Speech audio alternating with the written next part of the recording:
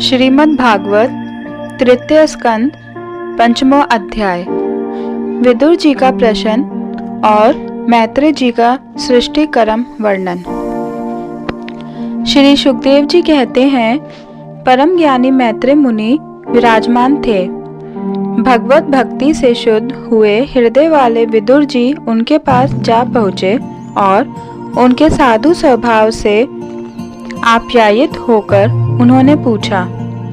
विदुर जी ने कहा, भगवन, संसार में सब लोग सुख के लिए कर्म करते हैं, परंतु उनसे ना तो उन्हें सुख ही मिलता है और ना उनका दुख ही दूर होता है, बल्कि उससे भी उनके दुख की वृद्धि ही होती है।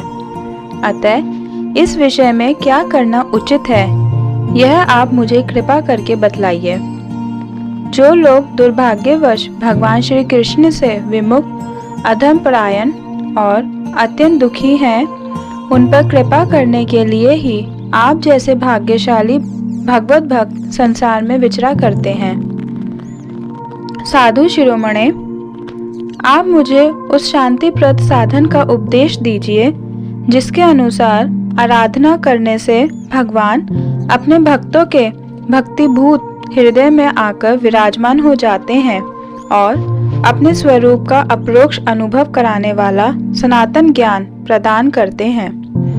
त्रिलोकी के नियंता और परम स्वतंत्र श्री हरि अवतार लेकर जो जो लीलाएं करते हैं, जिस प्रकार अकर्ता होकर भी उन्होंने कल्प के आरंभ में इस सृष्टि की रचना की, जिस प्रकार इसे स्थापित कर वे जगत के जीवों की जीविका का विधान करते हैं, फिर जिस प्रकार इसे अपने हृदय आकाश में लीन कर वृत्ति शून्य हो योग माया का आश्रय लेकर शयन करते हैं, और जिस प्रकार वे योगेश्वरेश्वर प्रभु एक होने पर भी इस ब्रह्मांड में अंतर्यामी रूप से अनुप्रविष्ट होकर अनेकों रूपों में प्रकट होते हैं, वह सब रहस्य आप हमें समझाइए।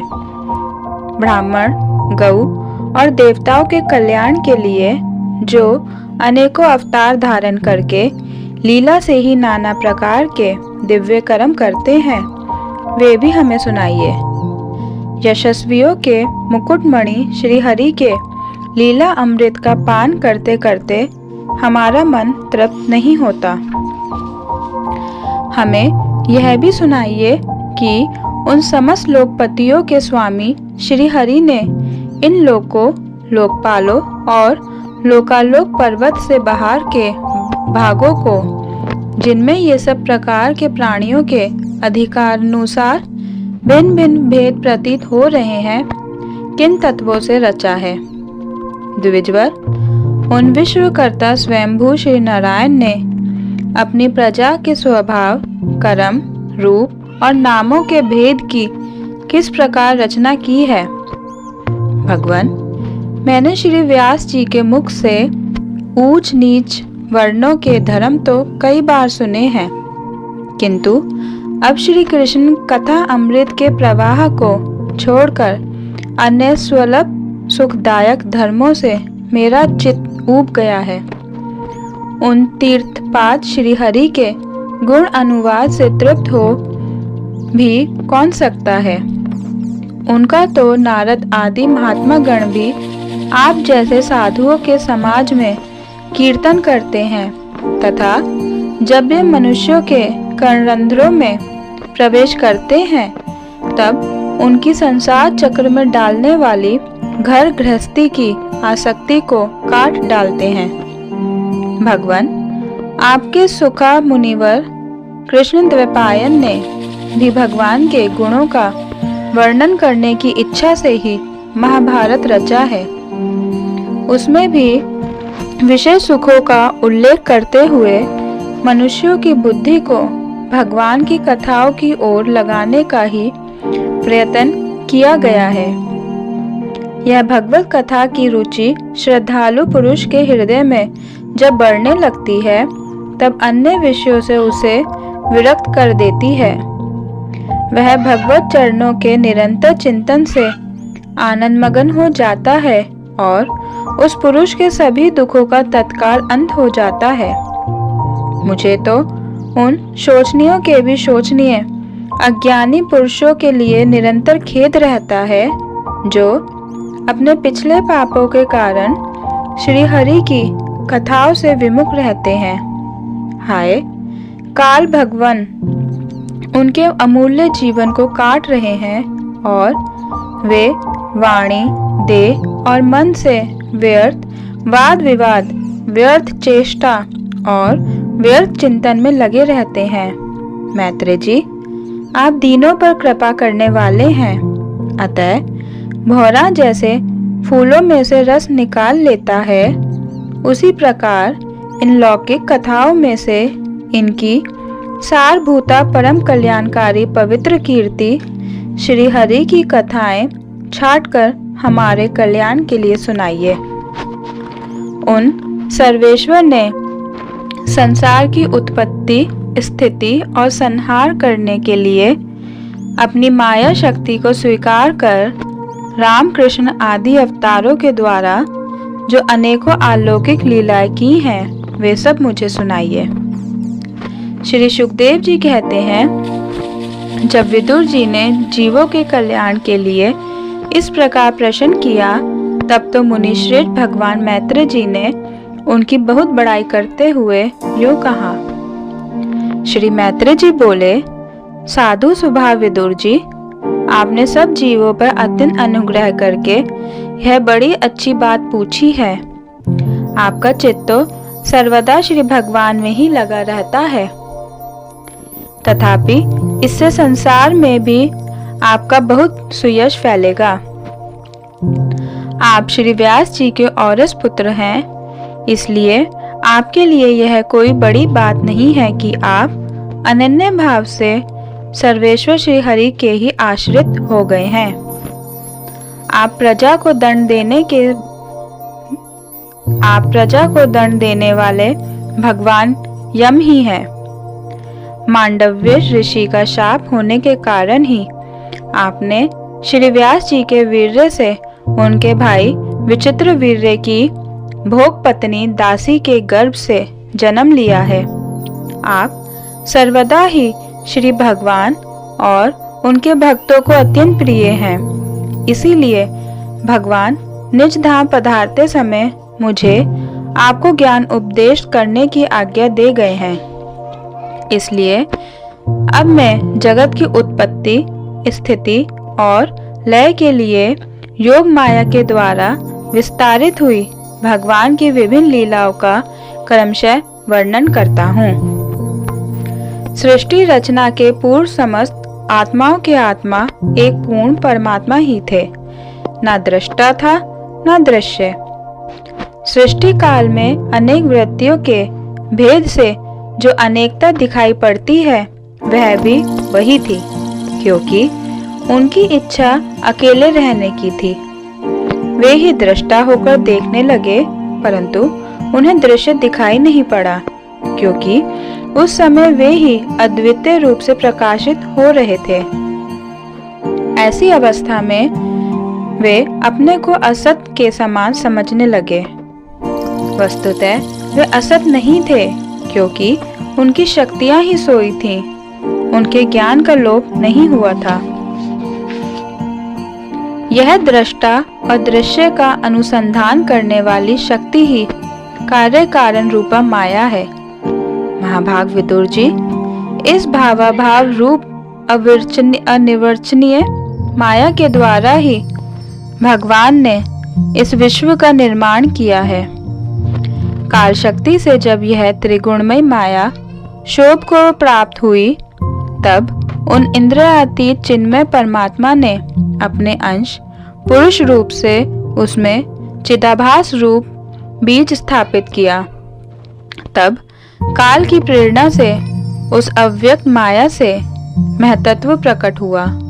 वह मिथ्या अज्ञान का नाशक होने के कारण विज्ञान स्वरूप और अपने में सूक्ष्म रूप से स्थित प्रपंच की अभिव्यक्ति करने वाला था। फिर चिदाभास गुण और काल के अधीन उस महतत्व ने भगवान की दृष्टि पड़ने पर इस विश्व की रचना के लिए अपना रूपांतर किया। महातत्व के विकृत होने पर अहंकार की उत्पत्ति हुई। जो कार्य, कारण और कर्ता रूप होने के कारण भूत, इंद्रिय और मन का कारण है। वह अहंकार वैकारिक, तेजस और तामस भेद से 3 प्रकार का है। अतः अहम तत्व में विकार होने पर वैकारिक अहंकार से मन और जिनसे विषयों का ज्ञान होता है वे इंद्रियों के अधिष्ठाता देवता हुए।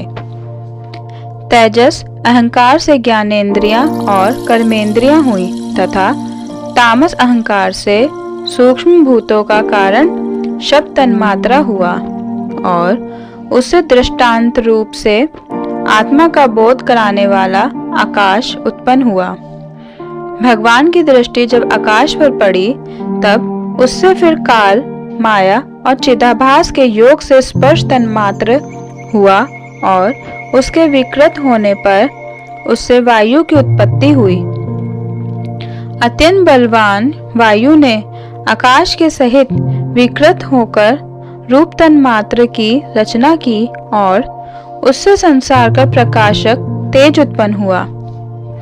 फिर परमात्मा की दृष्टि पड़ने पर वायु युक्त तेज ने काल, माया और चिदंश के योग से विकृत होकर रस तन्मात्र के कार्य जल को उत्पन्न किया।